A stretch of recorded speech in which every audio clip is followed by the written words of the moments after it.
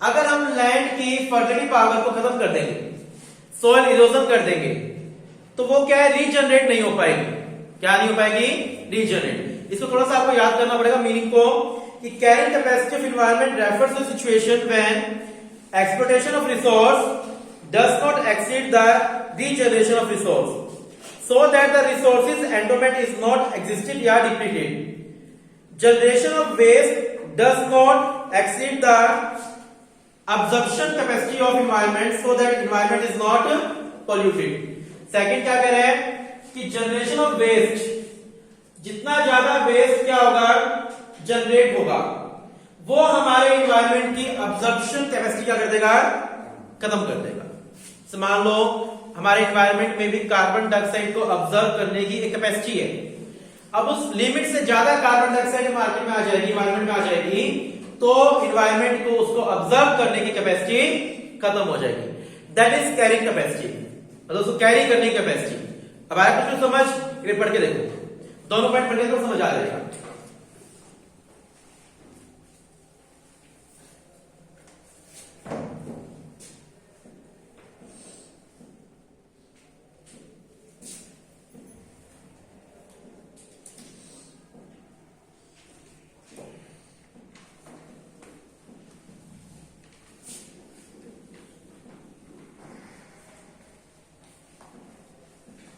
Carrying capacity का मतलब क्या है? यहाँ पे जो रिसोर्सेज का एक्सप्लोइटेशन होता है, अगर रिसोर्सेज को एक्सप्लोइटेशन ज्यादा करेंगे तो वो क्या नहीं होगी, रीजनरेट नहीं होगी। दूसरा कह रहा है generation of waste does not exceed the absorption capacity of environment. अगर एनवायरनमेंट में ज्यादा से ज्यादा वेस्ट जनरेट होगा तो वो हमारे एनवायरनमेंट की अब्जॉर्प्शन कैपेसिटी क्या कर देगी, खत्म कर देगी, कम कर देगी। एनवायरमेंटल क्राइसिस, ये पॉइंट क्या कह रहे हैं? Environmental crises occur when carrying capacity of the environment is challenged through excessive exploitation of natural resource या through excessive generation of waste। जब हमारे environment की capacity क्या हो जाए, कम हो जाए, हमारे environment की capacity खत्म हो जाए। कारण क्या? ज्यादा से ज्यादा waste को generate करने के कारण, या फिर natural resources को exploit करने के कारण जब हमारे एनवायरनमेंट की कैपेसिटी क्या हो जाए, खत्म हो जाए या कम हो जाए, तो उसको क्या बोला जाएगा, एनवायरमेंटल क्राइसिस। वो क्या बोलेंगे, एनवायरमेंटल क्राइसिस बोला उसको जाएगा। उसके बाद हमने क्या कहा था भाई, two basic problems related to environment.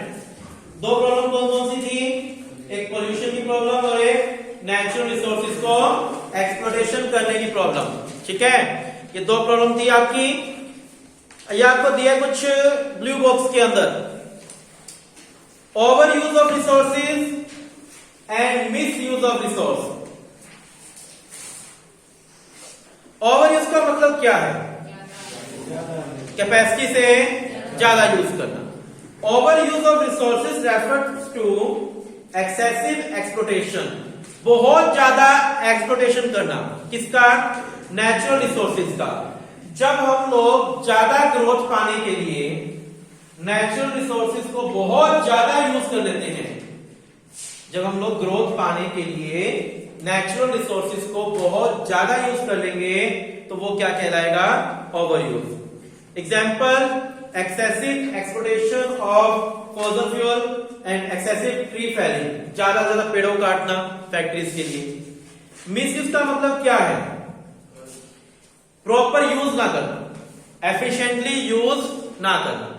Misuse of resources refers to situation when resources are directed to wrong use, गलत यूज करना या एफिशिएंटली यूज ना करना, जिसके कारण हमारा एनवायरनमेंट क्या होगा, बिगाड़ होगा। Example, use of wood as a household fuel, अगर हम लोग घर में घरेलू पर्पज से वुड को यूज करने लग जाए एज अ फ्यूल।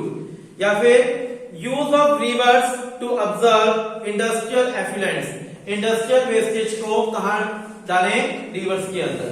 तो सारे कारण है जिसके कारण क्या होगा, मिसयूज होगा रिसोर्सेज का। इस पेज पे कुछ है तो नहीं क्या? और अच्छा, ये कर लिया था हम लोगों ने इस पेज पे। पेज नंबर 271, यहाँ ब्लू बॉक्स में कुछ दिया हुआ है, yes environmental degradation is an avoidable opportunity cost of development. What is opportunity? Opportunity cost आपने पढ़ा है इकोनॉमिक्स के अंदर पहले, क्या होती है अपॉर्चुनिटी कॉस्ट? क्या होती है? नहीं ध्यान किसी को भी?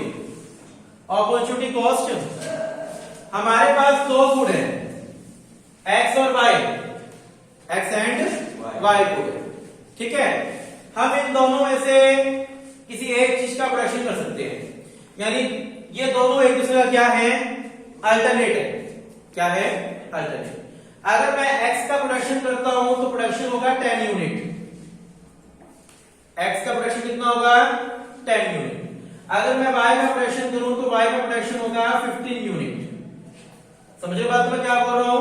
मेरे पास प्रोडक्शन करने के लिए दो गुड है x और y। अगर मैं x का प्रोडक्शन करूं तो x कितना होगा? 10 यूनिट। y का तो y कितना होगा? मैंने x को चूज किया तो x की OC क्या होगी? OC मतलब अपॉर्चुनिटी कॉस्ट। x की OC क्या होगी? 10 होगी या 15 होगी? 15। जो मैंने चूज किया x, जो मैंने क्विट किया वो दूसरे की क्या बन जाती है? OC बन जाती है। यानी x की OC क्या होगी? 15 यूनिट्स ऑफ y, इसको बोलते हैं OC। अगर मैं y चूज करता तो x को क्विट करता तो y की OC क्या होती? 10 यूनिट्स ऑफ s। y की OC क्या होती? 10 यूनिट्स ऑफ s। बात आई समझ? क्लियर? बिल्कुल। देखिए यहां पर क्या कहता है? Opportunity cost is the cost in terms of foregone. In terms of, मैंने ये चूज किया तो इसको फॉरगोन किया। In terms of foregone opportunities of doing a thing, मतलब जो हमने फॉरगोन किया वो दूसरे की क्या बन जाती है? OC। सबसे पहले पॉइंट के अंदर आपको OC का मीनिंग समझा रहा है। एग्जाम्पल मैंने आपको बता दिया, अभी एग्जाम्पल डाल देना, ठीक है। Loss of production of rice is the opportunity cost of, ये बोल रहे हैं मान लो मेरे पास दो ऑप्शन है, एक पल्स का ऑप्शन है और एक राइस का ऑप्शन है। इसने एग्जांपल राइस और पल्स ले लिया। अगर मैंने पल्स को चूज किया तो किसका लॉस हुआ मुझे? राइस का। तो पल्स की OC क्या हो जाएगी? जितनी क्वांटिटी राइस की है, राइस की क्वांटिटी पल्स की क्या बन जाएगी? OC। This is an unavoidable opportunity cost. ये क्या होती है? अनअवॉइडेबल। इसको हम लोग अवॉइड नहीं कर सकते। But environmental degradation occurring due to growth and development is not unavoidable. लेकिन अगर हम एनवायरमेंटल रिसोर्सेज का, कहता है ये अनअवॉइडेबल चीज है, जो OC है ना वो अनअवॉइडेबल है, वो होगा ही होगा। अब देखो आप लोगों ने कॉमर्स ली है, आप लोगों ने क्या लिया है? कॉमर्स। तो आपने साइंस को क्विट किया, साइंस नहीं ली, आर्ट्स और कॉमर्स नहीं ली, ये तो है ही। अब एक बात बताओ, क्या तीन बंदे, एक बंदे ने आर्ट्स से नौकरी करी है, एक ने कॉमर्स से, एक ने साइंस से, ठीक है।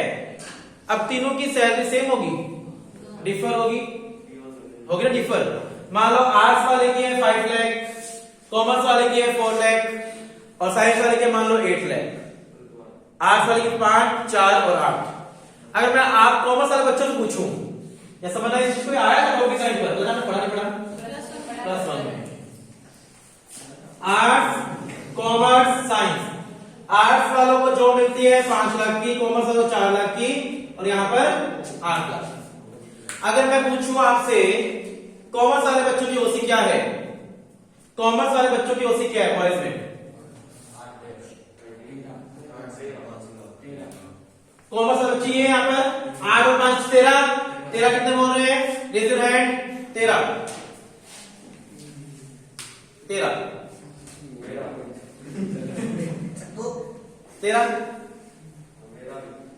गलत है भाई। आप मान लो कॉमर्स वाले बच्चे कॉमर्स ना लेते तो आर्ट्स से साइंस में से एक ही स्ट्रीम लेते, दोनों कैसे? आपने दोनों का जोड़ लिया। अगर आप लोग कॉमर्स ना लेते तो इन दोनों में से कोई एक ऑप्शन रखते, ये थोड़ा है कि आप साइंस में कर लेते हैं, आप आर्ट्स में कर लेते हैं, फिर आप टोटल कैसे ले लिया। कॉमर्स वाले बच्चे कौन सा ऑप्शन देखते हैं? साइंस। जो हाईएस्ट होता है ना हम वो लेके चलते हैं। अगर मैं आर्ट्स वाले बच्चों की बात करूं तो आर्ट्स वाले कौन सा लेते हैं?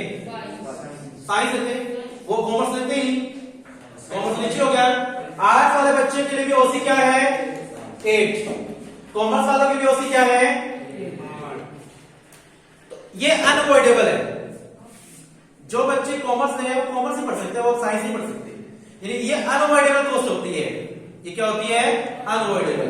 मेरे पास एक मशीन है, मैं उससे इन दोनों में से एक्स या वाई में से एक ही गुड प्रोड्यूस कर सकता हूं, मान लो, ठीक है, ऑप्शन ए ले सकता हूं, तो ये अनअवॉइडेबल है। अगर मैंने एक्स चूज किया तो वाई प्रिंट करना पड़ेगा, ये अनअवॉइडेबल है। लेकिन इन्वायरमेंटल डिग्रेडेशन जो हो रहा है उसको अवॉइड किया जा सकता है। अब क्वेश्चन यहां पे ये जो इन्वायरमेंटल के अंदर लॉस हो रहा है, हमारे इन्वायरमेंटल की एफिशिएंसी डिक्लाइन हो रही है, उसको अवॉइड किया जा सकता है। वो किस तरीके से अवॉइड किया जा सकता है भाई? ग्रोथ करके। क्या करके?